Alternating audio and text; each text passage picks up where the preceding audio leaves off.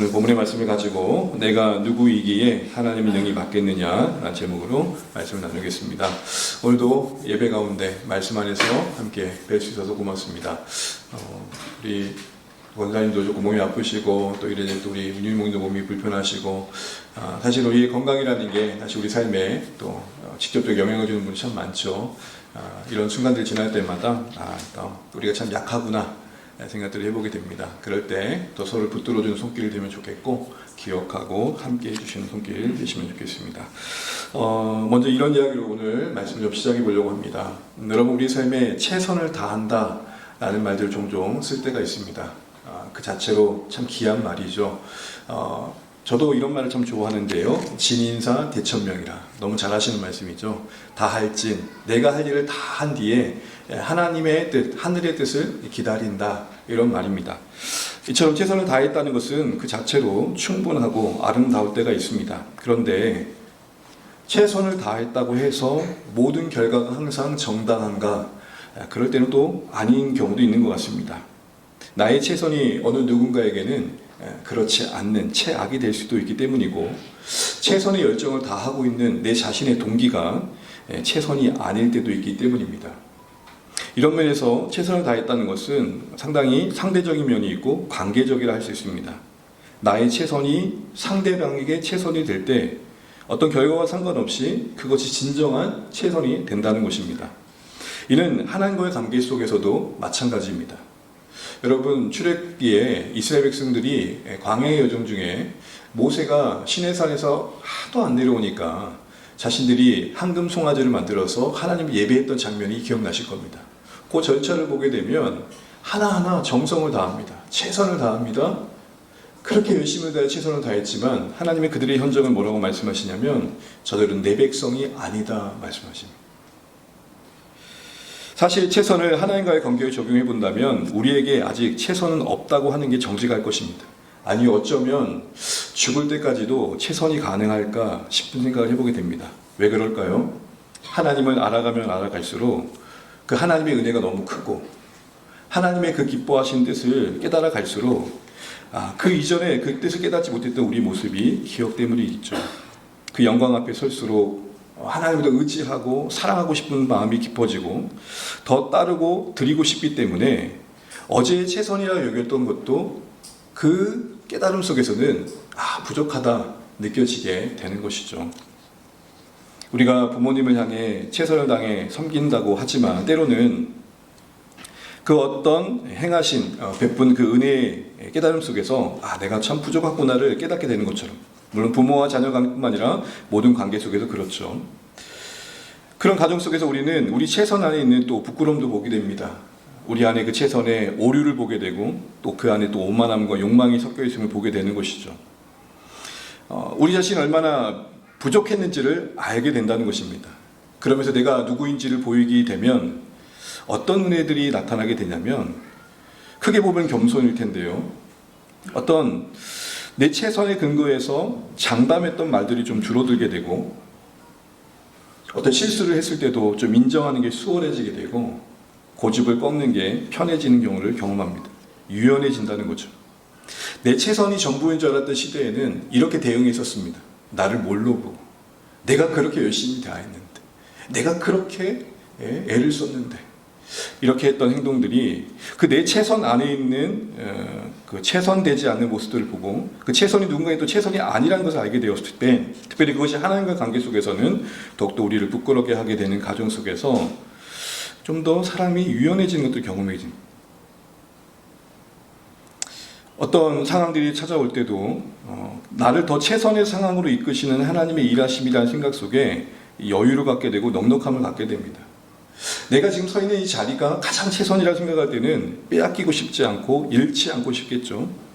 그런데 하나님이 나를 더 최선으로, 더 나은 최선으로 이끄신다는 것들을 생각해 볼 땐 오히려 그 모든 여정 속에서 좀 더 넉넉함과 여유로움을 갖게 되더라는 것입니다.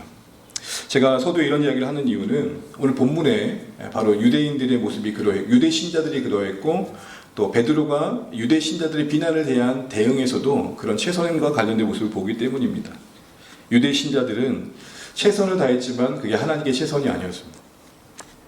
베드로는 그 자신의 최선은 너머의 최선으로 인도함 받는 과정 속에 사람이 희한하게 말랑말랑해졌습니다. 유대 신자들의 비난 앞에 속상할 수도 있고 성을 낼 수 있었는데 전혀 그런 모습을 보이지 않아요. 네, 이런 염두를 하고 오늘 본문을 따라서 주시는 교훈들을 한 가지 생각해 보도록 하겠습니다. 먼저 할례자들, 다른 말로 말하면 유대인 출신들의 그리스도인들을 말합니다. 그들이 오늘 베드로를 비난하는 장면이 1절에 3절에 나옵니다. 같이 한번 읽어볼게요. 시작. 형제들이 이방인들도 하나님 말씀을 받았다 함을 들었더니 베드로가 예루살렘에 올라갔을 때에 할례자들이 비난하여 이르되 네가 무할례자의 집에 들어가 함께 먹었다 하니. 앞서 우리는 10장의 긴 내용을 살펴봤습니다. 베드로가 순회 전도를 마치고 다시 돌아온 그 시점에 오늘 사람들은 환영하기보다는 찬사하기보다는 그의 수고를 격려하기보다는 맹렬한 비난을 쏟아내고 있는 것들을 우리가 보게 됩니다. 그것은 단순한 지책이나 이의 제기 정도가 아니라 상당히 다분한 비판의 내용이 담겨 있었습니다. 사실은 이 할례 받은 신자들, 할례자들로 알려진 유대 신자들은 그들 나름대로는 옳다고 여겨지는 바에 근거해서 제기했던 이의였습니다. 다시 말해 나름대로 최선을 다하고 있는 것입니다. 왜냐하면 지금 들려오는 소식에 의하면 이방인들이 예수님을 믿고 복음을 듣고 성령을 받았다는 이야기를 들리긴 했지만 그 가정 속에서 베드로와 그리고 함께했던 무리들이 정결교례를 어기고 이방인들과 함께 식사했다는 이야기가 들렸기 때문입니다. 이거는 그냥 묵과할 수 없는 일이었습니다. 이것은 마치 어떻게 이해되어지는 거냐면 제가 신천지에 가가지고 이만희 씨와 밥 먹고 왔다는 이야기가 다른 거 아닙니다. 여러분 제가 주중에 신천지 이만희 씨와 밥 먹고 오면 여러분 저를 뭐라 그러겠습니까? 빨리 강단에서 내려오세요. 그렇게 안 하겠어요? 그 정도에 준하는 정도의 어떤 모습이 바로 베드로와 함께했던 이들이 이방인과 함께 식사했던 것입니다. 그러게 그들이 베드로를 비난한 것은 무례한 일이라기보다는 그들 나름대로 정의로운 열정이었던 거죠. 그런데 그들에게 무할례자들이 이방인들이 하나님의 말씀에 들었다라 믿었다라는 소식보다 지금 그 정결교례를 어겼다라는 것, 그게 또 논란거리로 다가오고 있는 것을 좀 주목할 필요가 있습니다. 그럼 뭐가 더 기쁜 일입니까? 복음을 듣고 누군가가 하나님께로 돌아온 일을 우리가 듣게 되면 참 기쁘고 감사한 일 아닙니까? 그런데 한번 생각해 보십시오. 그 지금 뭘 문제시 여기고 있습니까? 할례자들, 유대인 출신들의 그리스도인들은 지금 베드로가 유대인의 정결교례를 어긴 것에 더 관심을 갖고 있습니다. 한 영혼이 그리고 주께로 돌아온 영혼들이 있다는 사실들은 전혀 신경 쓰지 않고 있고 지금 유대인들의 전통을 어겼다라는 것, 이방인과의 식사 교류 금지를 어겼다라는 것에 오히려 더 온 힘을 쓰고 있습니다. 사실은 이런 시선들은 예수님도 늘 받았던 비난이죠. 여러분 예수님이 항상 복음서에서 보면 비난받고 있는 것 중에 하나가 뭡니까? 세리와 죄인들과 함께하면서 항상 먹기를 탐하는 그런 모습들을 보였죠. 죄인들과 함께하는 식사의 모습은 항상 유대인들의 입장에서는 오르내리는 그들의 입에도 오르내리는 비난의 단골 메뉴였습니다. 근데 여러분 우리가 이 모습을 보면서 한 가지 생각해 볼 게 있습니다. 최선을 다한다는 그들의 열정, 그 중심은 유대인으로서의 어떤 정결 규례를 지키는 열정이었습니다. 그게 하나님을 위하는 거라는 생각을 하고 있는 최선이었습니다. 그런데 그 최선이 뭐에 걸림돌이 되고 있습니까? 한 영혼을 향한 하나님의 시선에 눈높이를 같이 하고 하나님의 그들을 향한 마음에 함께하는 데 있어서 큰 걸림돌이 되고 있습니다.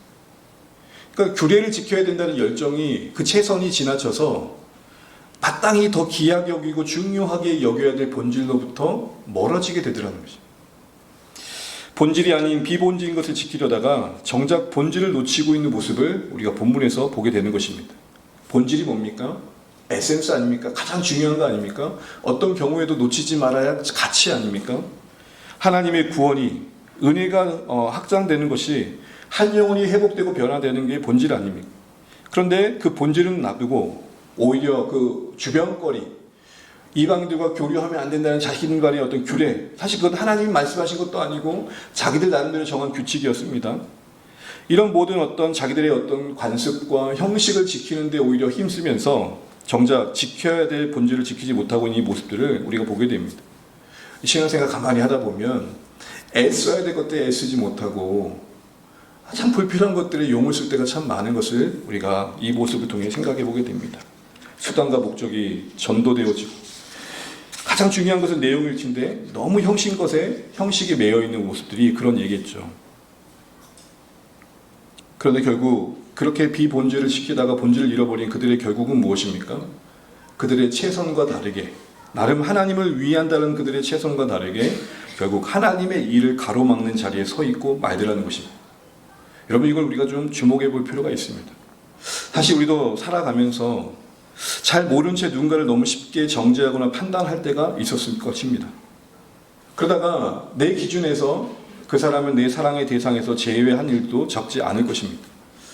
정작 저 자신이 그렇습니다. 저도 신학교를 졸업하고 이렇게 전도사 사역을 하고 이렇게 부목사 사역을 쭉 지나면서 교회 사역을 하면서 언뜻 떠오르는 것 중에 하나는 뭐냐면 그때 저의 수준이 어설펐고 옹졸했기 때문에 충분히 품어주지 못하고 또 본질적인 측면에서 접근하지 못했던 적들이 있던 것 같습니다.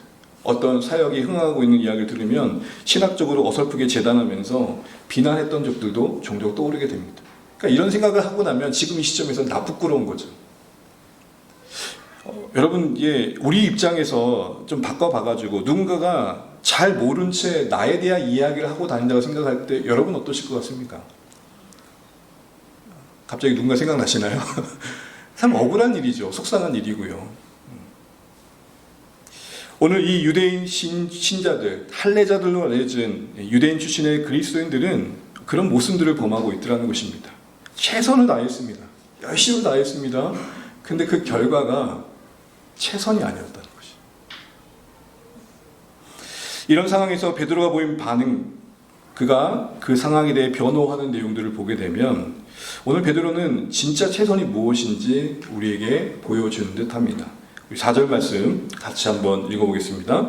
베드로가 그들에게 이 일을 차례로 설명하여, 이 차례로란 말은 차례대로라는 말인데 이것은 일의 경과에 따라 차근차근 이야기했다라는 것입니다. 단순한 나열이 아니라 어떤 논리적인 흐름 안에서 말하는 바를 정리해가는 것을 말합니다.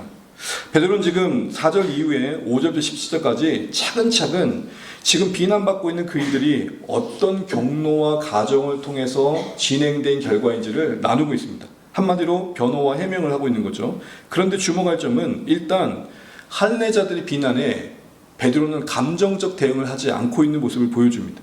크게 흥분하거나 속상했다는 흔적이 보이지 않습니다. 사도에게 무례하다라고 책망하는 장면도 보이지 않습니다. 여러분, 베드로가 어떤 사람입니까? 상당히 뜨겁고 열정적인 사람 아닙니까? 그런데 지금 이 시점에 뭐라고 하고 있습니까? 전혀 그런 모습이 보이지 않고 차분합니다. 차근히 하나하나씩 그 비난하고 성내고 있는 사람들, 흥분되는 사람들을 가라앉히고 설득해가고 이야기하고 있습니다. 근데 왜 그랬을까 생각을 해보게 되는 거예요. 여러분은 어떤 이유가 오늘 베드로에게 이런 차분한 마음을 만들었다 생각하십니까? 가깝게 보게 되면 얼마 전에 베드로도 그랬거든요. 하나님께서 부정한 음식을 보자기에 쌓아서 내려놓으니까 먹어라 라고 했을 때 그 부정한 음식은 이방인을 상징하죠. 먹으라는 말은 이방인에게 찾아가라는 말이잖아요. 그때 베드로의 반응은 뭐였습니까? 아이고 하나님, 저는 그런 적이 한 번도 없고 앞으로도 그럴 생각이 전혀 없습니다. 지금 자신을 비난하고 있는, 성내고 있는 할례자들의 자리에 얼마 전까지만 해도 자기 자신도 서 있었다는 겁니다. 그 자리에 내가 있었다라는 것, 과거 나 자신도 그와 같았다라는 것을 아는 것은 참 중요한 것 같습니다. 나도 그 자리에 서 있었던 기억이 있는 자와 그걸 잃어버리고 있는 자는 대응이 다르겠죠. 거두절미하고 그럼 아빠는 그때 어땠는데? 라고 물어보면 이제 할 말이 없어지는 거예요. 야야야야 해야지. 그럼 아빠가 그때 어떻게 하셨는데요? 기억이 갑자기 쏙쏙 떠오르죠. 저도 뭐 다르지 않았거든요. 부모님이 똑같은 말을 들었던 것 같아요.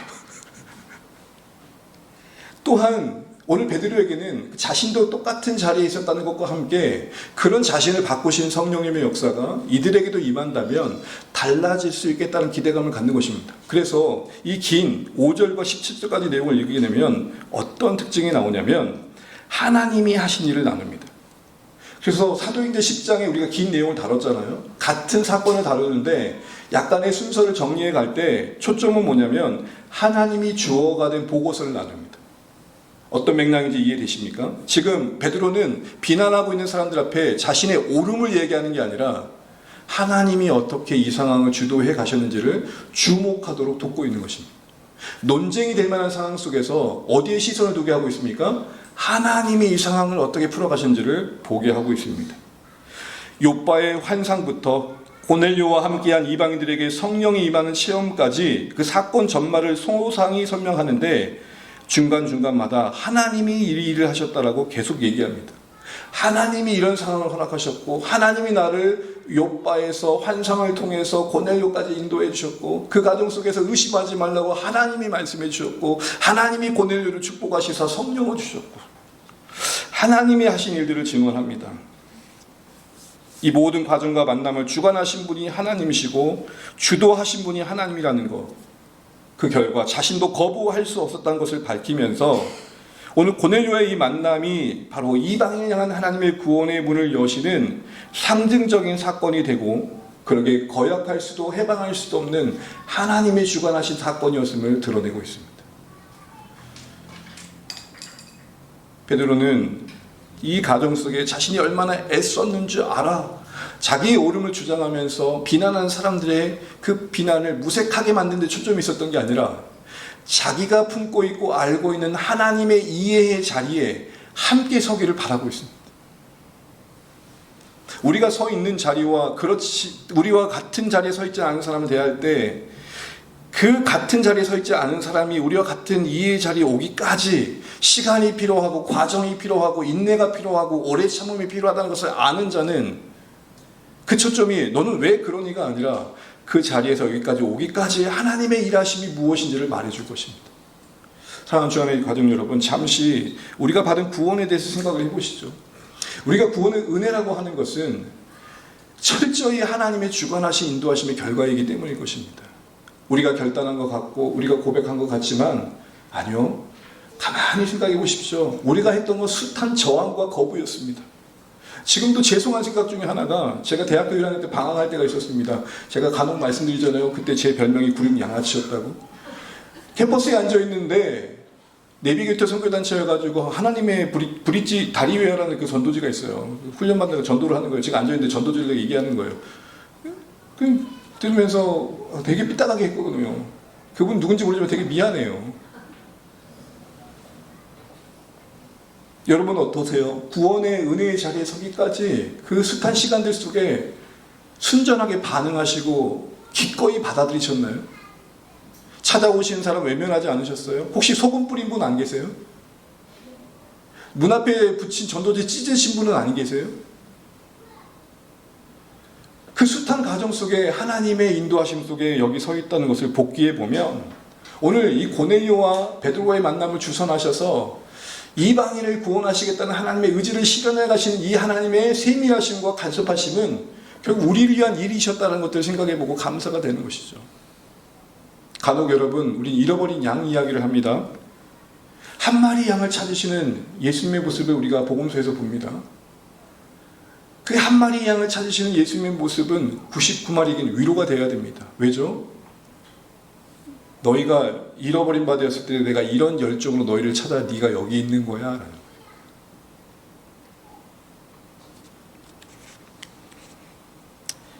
이러한 하나님의 일하심을 강조하는 가운데 오늘 베드로는 어떤 변화를 경험하냐면 무엇보다 그 자신이 품고 있던 그 오만함을 깨닫게 되고 하나님께서 이방인들을 얼마나 기이 여기신지를 선명하게 보면서 그는 이렇게 고백하게 됩니다. 내가 누구이기에 하나님을 능히 맡겠네. 더 이상의 이제 여기가 좋사오니 했던 고집부렸던 베드로는 없습니다. 더 이상의 십자가는 절대 안 된다고 예수님을 가로막고 꾸짖었던 베드로는 여기에 없습니다. 더 이상의 부활하신 예수님을 만나고도 갈릴리로 돌아가서 고기 잡던 베드로는 없습니다. 베드로는 붕괴되었고 그러나 그것은 창조적인 해체요 하나님 앞에 하나님의 일하심에 참여하는 자로 서 있는 것들을 보게 됩니다. 특별히 여러분 이 말씀을 묵상해 보면 먼저 하나님을 능히 맡겠느냐라고 고백합니다. 내가 어떻게 하나님을 막는 자리에 설 수 있겠느냐라고 고백하고 있습니다. 이 말은 무슨 말일까요? 하나님께서 베드로에게 기대하셨던 최선의 자리에 서기를 자신은 기뻐하고 있다, 이렇게 얘기를 하고 있는 것입니다. 하나님의 베드로를 향한 계획은 무엇이었습니까? 욥바까지가 그의 최선이었죠. 온 유대를 돌아다니다가 욥바까지가 그의 최선이었습니다. 그런데 하나님은 욥바에서 그를 가이사랴로 옮기시고 고넬료를 만나게 하시는 최선, 또 다른 최선을 이끄셨죠. 그런 하나님의 또 다른 최선의 이끄심의 초점은 무엇이었습니까? 이방 전도의 새로운 시대가 열렸음을 알리는 선도적 위치에 베드로가 서 있기를 바라셨던 것입니다. 그것이 하나님의 그를 향한 기대감이었고 그것이 하나님이 기뻐하시는 자리였습니다.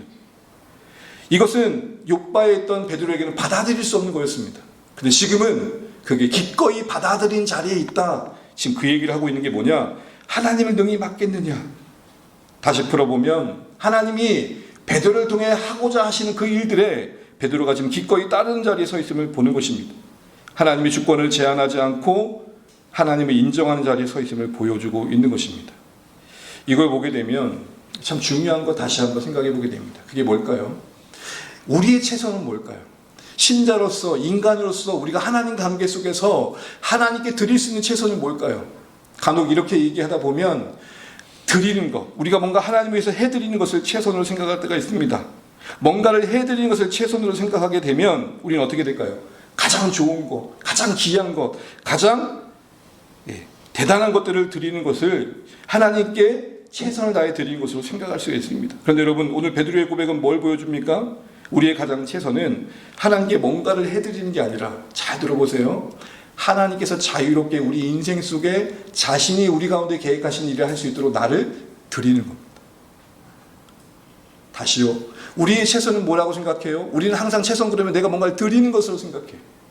이런 측면에서 보면 가장 좋은 걸 드리는 게 최선이에요.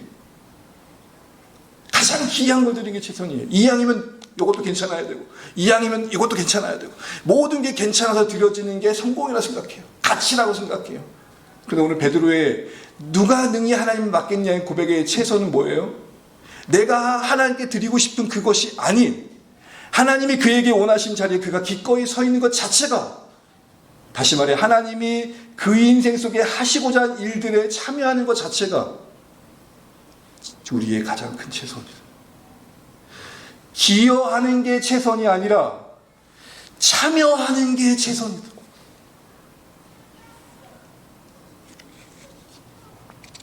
뭔가 기여의 측면에서 최선을 다하게 되면 우리는 뭔가 주님께 도움이 되어 드려야 된다는 생각들을 늘 하게 됩니다.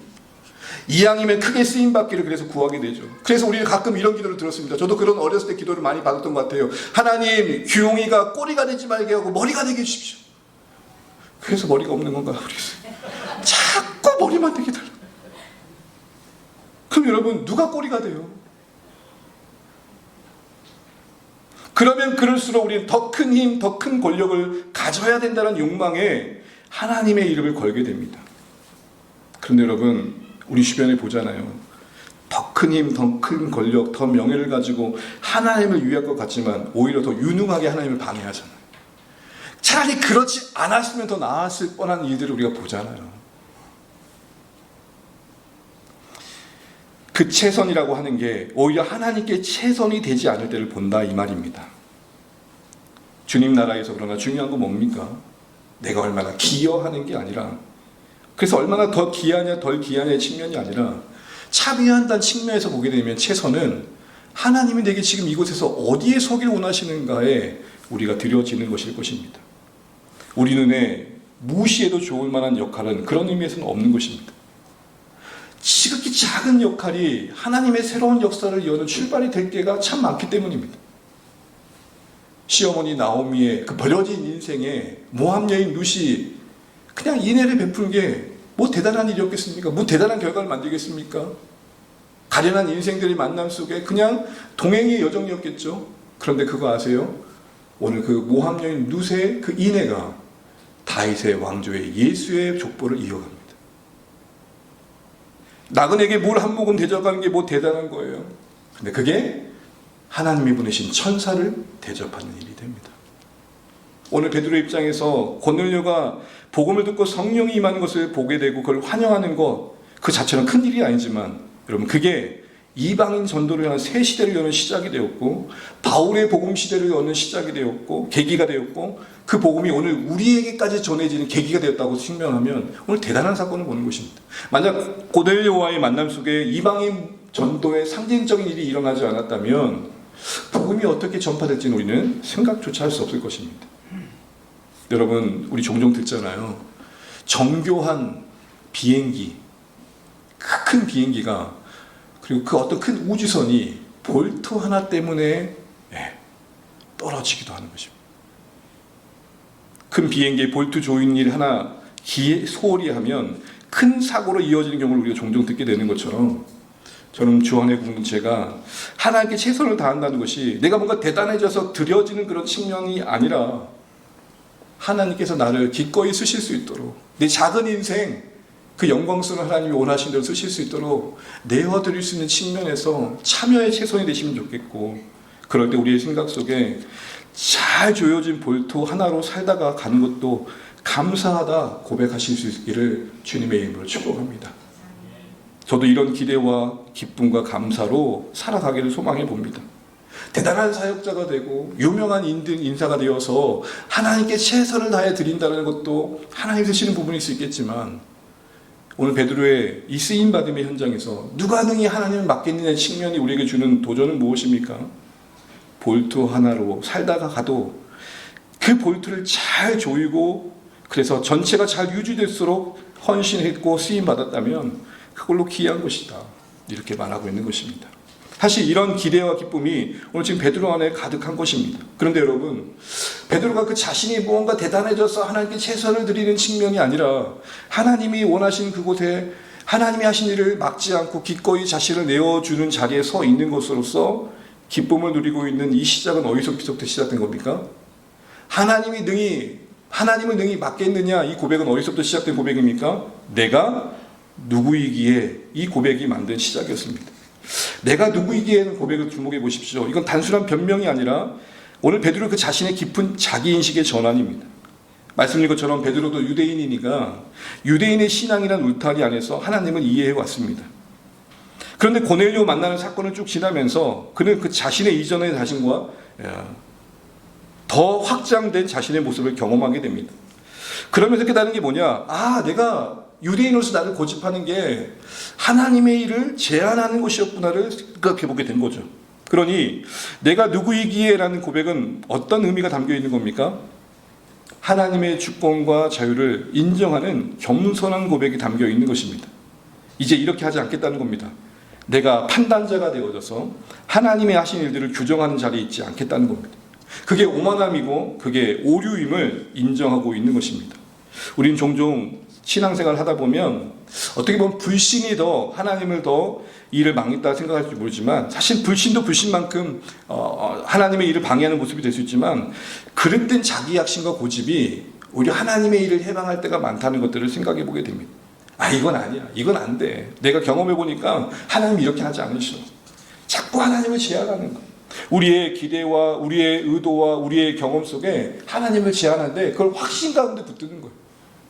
하나님이 나를 확장시키고 싶어 하시고 하나님 나의 신앙의 스펙트럼을 넓혀보고 싶으시고 하나님 나를 더 큰 사이즈에서 나를 보고 싶어 하시는데 우리가 우리의 확신 속에 하나님을 제한하는 때 그런 순간이 있을 수 있다는 거죠. 그러니까 베드로가 그걸 깊이 깨닫는 거예요. 내가 지금 유대인으로서 고넬료를 대하는 이 고집스러운 마음은 하나님의 일하심을 방해하는 걸림돌이 되는구나.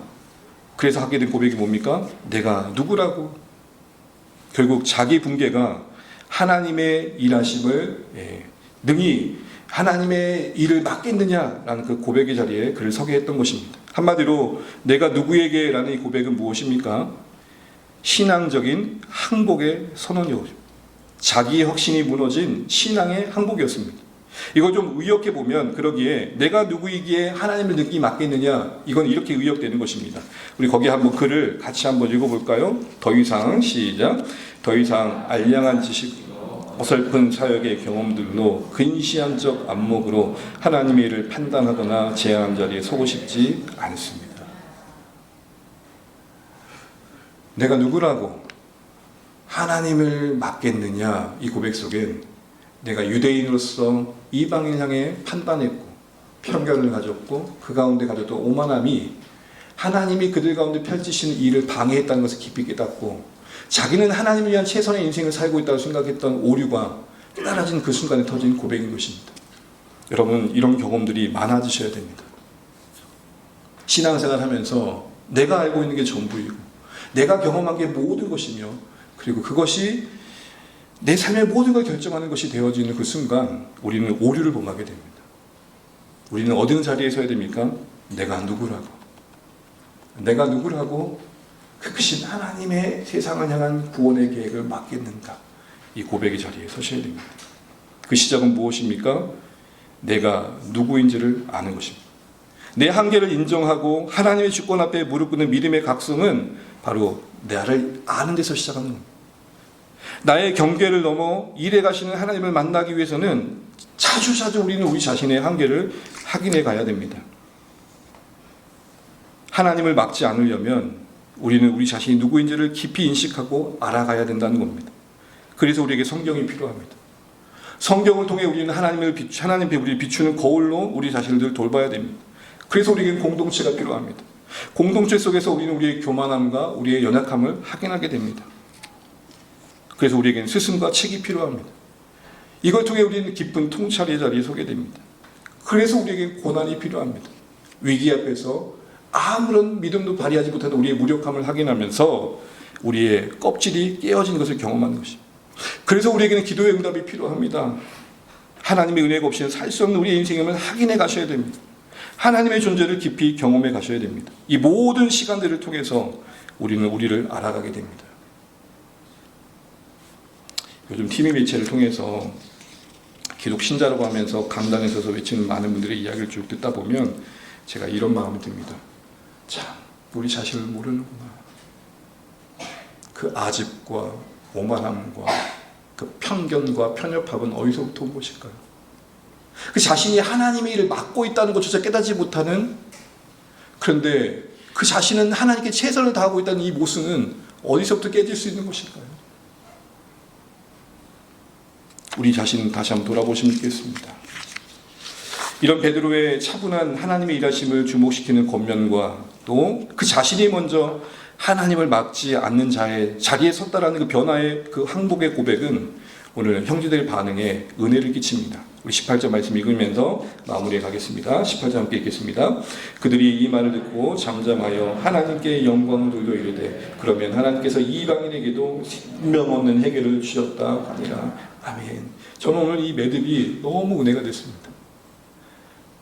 갈등이 커져서 분쟁이 되고 편을 가르고 싸움이 될 줄 알았는데 그 갈등을 일으켰던 비난의 당사자들이 잠잠해집니다. 고소하기를 멈추고 고요해졌습니다. 왜 그랬을까요? 베드로의 증언을 가만히 들어보니까 자기들의 최선이 하나님께 최선이 아님을 알게 됩니다.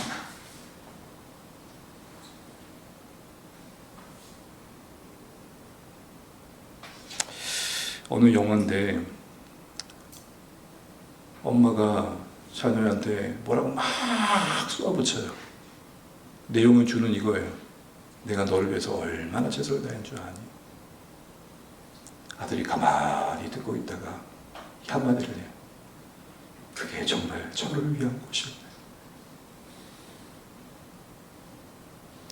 오늘 이 할례자들은 선물을 냈어요.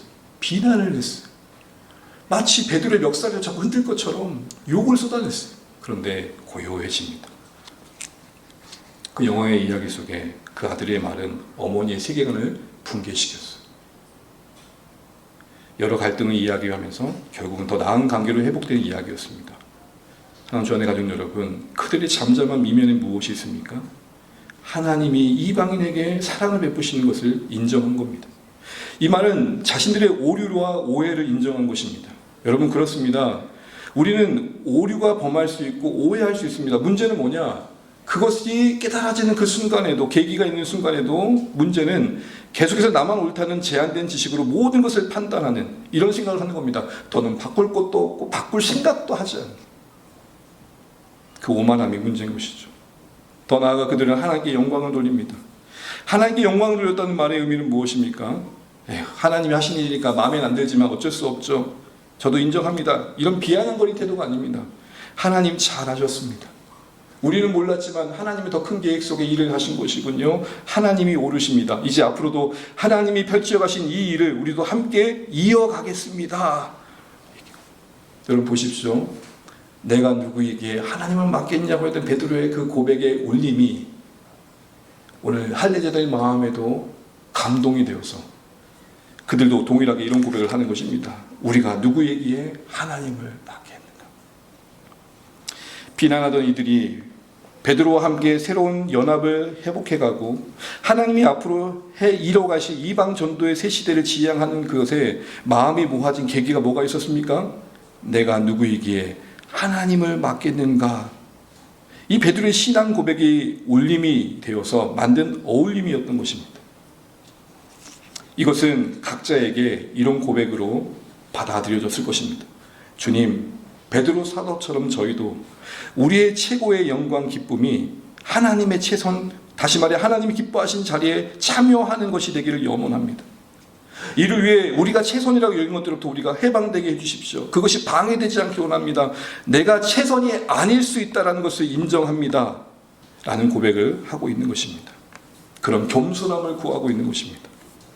그 가운데 갈등이 될 수 있었던 베드로와 할례 신자들은 더 한마음이 되어 한 방향을 갈 수 있었던 것이죠.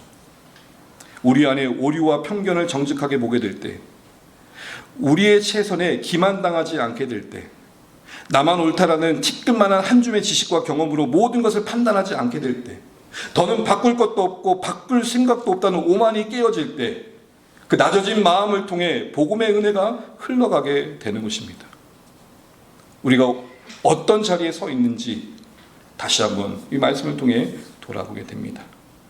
주 안의 공동체가 진짜 연합을 이루고 진짜 하나님의 역사에 참여하는 순종을 이루는 시작은 어디서부터 시작될까요? 우리 모두가 다 이런 고백을 할 때일 것입니다. 내가 누구이기에 하나님을 맡겠습니까? 각자의 옳음을 근거로 비난하고 갈등하는 공동체가 아니라 하나님의 역사에 참여하는 공동체 속에 있는 중요한 생각은 무엇이냐면 우리는 다 부족합니다. 그래서 서로를 긍휼히 여깁니다. 우리가 최선을 다한다는 것이 하나님의 일을 방해할 수 있다는 두려움을 갖습니다. 그래서 겸손합니다. 오직 우리가 하나님께 하시는 일들에 참여하기를 염원하는 마음에 하나님이 공동체를 주시는 생각과 뜻에 마음을 모으고자 애쓰는 것입니다. 내가 누구이기에 하나님을 맡겠느냐라는 이 생각이, 이 기도가 주 안의 공동체를 더 하나 되게 할 것입니다. 가만히 보면 내가 누구이기에가 아니라 내가 누군 줄 알고 그러니까 공동체가 어간다는 것입니다. 우리 주 안에는 내가 누구이기에가 되기를 축복합니다. 그래서 하나님을 막지 않고 하나님이 이 작은 공동체 안에 담으시는 생명을 고스란히 담아내고 낮아진 마음을 따라 흘려보낼 수 있는 은혜의 현장이 되기를 바랍니다. 저 또한 내가 누구에게 하나님 맡기냐는 이 말씀 앞에 아멘 하고자 합니다. 알량한 지식으로 어설픈 사역의 경험들로 근시안적 안목으로 성도들을 판단하고 재단했던 오만함을 회개합니다. 하나님이 그들 인생 속에 하시고자 하는 일들을 제가 감히 판단했다는 것을 회개합니다. 지금 이 시점에 보여주는 모습이 그 인생의 전부가 아닐진데 마치 내가 하나님 자리에 돼 있는 것처럼 어설프게 담임 목사란 이름으로 성도들의 한 분 한 분의 인생의 크기를 헤아리지 못하고 단정지었던 순간순간의 생각들을 회개합니다. 내가 누구이기에 하나님을 맡겠냐는 이 말씀이 이후에 저 사역의 기반이 되고 기본이 되고 방향이 되기를 소망합니다. 저의 오류와 부족함과 한계를 만날 때마다 제가 정직하게 인정하기를 소망합니다. 하나님이 열어가실 역사에 참여하는 꿈을 함께 꾸도록 제가 좀 더 낮아진 마음으로 성도들의 마음을 모으기를 소망합니다. 이를 위해 저에게 필요한 게 뭘까요? 제가 누구인지를 끝없이 알아가는 것일 겁니다. 여러분, 사도행전 10장을 보면서 뭘 보셨습니까? 고넬료의 변화 이전에 베드로를 바꾸시는 하나님이십니다. 베드로를 조금씩 진전시키셔서 그가 최선이라고 알고 있는 자리에 머물지 않고 하나님이 최선이라고 여기는 자리로 이끌어주시는 여정에 신실함이 있으셨습니다. 여러분, 죄송한 말인데 저를 이때 만나신 것을 감사해 주십시오. 만약 한 10여 년 전에 저를 만나셨으면 여러분 조금 곤란스러우셨을 것 같습니다. 앞으로 더 자라가야겠죠. 주 안의 공동체도 그렇게 자라갔으면 좋겠습니다. 우리 안에 내가 누구에게 한 생각이 충만하시면 좋겠습니다. 그 안에 붕괴된 우리 안에 새로운 것을 심으시고 넓혀가시는 하나님의 채손만이 자리매김해 가면 좋겠습니다. 이를 통해서 우리가 하나님 나라의 숱한 해방꾼 중 한 사람 한 공동체가 아니라 주님이 이렇게 말씀하시는 음성을 들으시면 좋겠습니다. 그 조그마한 공동체, 주 안의 공동체, 연목사 내게 위안이 돼. 이곳에 하나님의 마음이 있고 이곳에 하나님의 최선을 구하는 신실함이 있고 저마다 다 자기 잘났다고 자기 이야기를 하는 게 아니라 우리가 누구라고